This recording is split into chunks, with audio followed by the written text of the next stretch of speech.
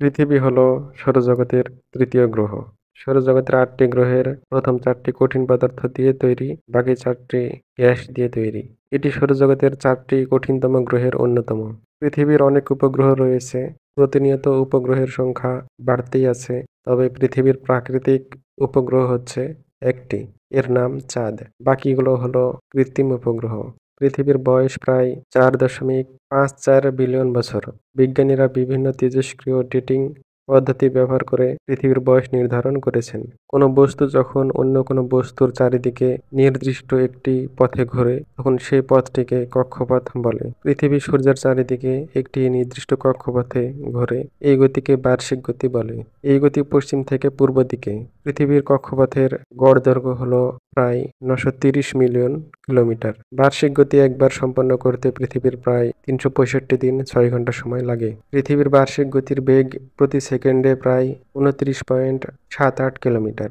অর্থাৎ পৃথিবী প্রতি সেকেন্ডে প্রায় ২৯.৭৮ কিলোমিটার পথ অতিক্রম করে সূর্যের চারিদিকে ঘোরে। পৃথিবীর কক্ষপথ পুরোপুরি বৃত্তাকার নয়, বরং উপবৃত্তাকার হওয়ার কারণে সূর্যের থেকে পৃথিবীর দূরত্ব পরিবর্তিত হয়। যখন পৃথিবী সূর্যের সবচেয়ে কাছে থাকে তখন তাকে অনুসূর বলে, আর যখন সবচেয়ে দূরে থাকে তখন তাকে অপসূর বলে। পৃথিবী নিজ অক্ষের উপর পশ্চিম থেকে পূর্ব দিকে ঘোরে। এই গতিকে আহ্নিক গতি বলে।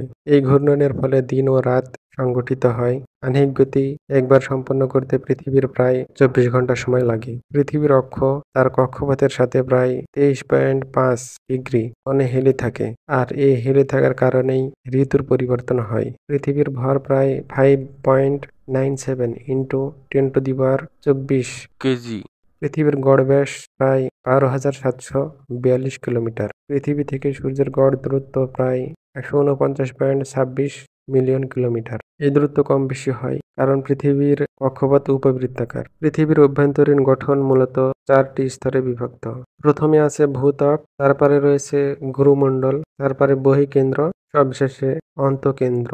ভূত্বক এটি পৃথিবীর সবচেয়ে বাইরের স্তর। আমরা যেখানে বাস করি সেটাই পৃথিবীর ভূত্বক। পৃথিবীর ভূত্বক বিভিন্ন টেকটনিক প্লেটে বিভক্ত, যার ফলে ভূমিকম্প, আগ্নেয়গিরি ইত্যাদি ঘটনা ঘটে। এটি কঠিন শিলা দ্বারা গঠিত। এর পুরুত্ব সমুদ্রের নিচে প্রায় ৫ থেকে ১০ কিলোমিটার এবং মহাদেশের নিচে প্রায় ৩০ থেকে ৫০ কিলোমিটার। গুরুমণ্ডল এটি ভূত্বকের নিচে অবস্থিত এবং প্রায় ২,৯০০ কিলোমিটার পুরু। এটি প্রধানত লোহা, ম্যাগনেসিয়াম এবং সিলিকেট খনিজ দ্বারা গঠিত। এবার আসে বহিঃকেন্দ্রে। এটি প্রায় ২,২০০ কিলোমিটার পুরু এবং তরল লোহা ও নিকেল দ্বারা গঠিত। সবশেষে আছে অন্তঃকেন্দ্র।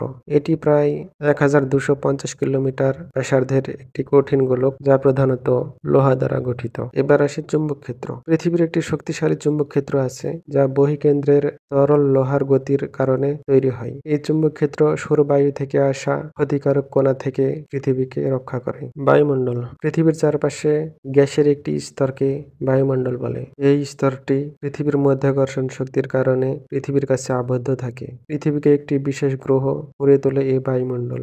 এই বায়ুমণ্ডলে আমাদের নিঃশ্বাস নিতে, উদ্ভিদকে বৃদ্ধি পেতে এবং পৃথিবীর তাপমাত্রাকে স্থিতিশীল রাখতে সাহায্য করে। পৃথিবীর বায়ুমণ্ডল আমাদের জন্য অত্যন্ত গুরুত্বপূর্ণ। অন্যান্য প্রাণী বায়ুমণ্ডলের অক্সিজেন নিয়ে থাকে। বায়ুমণ্ডল সূর্যের তাপকে ধরে রাখে এবং পৃথিবীর তাপমাত্রাকে স্থিতিশীল রাখে।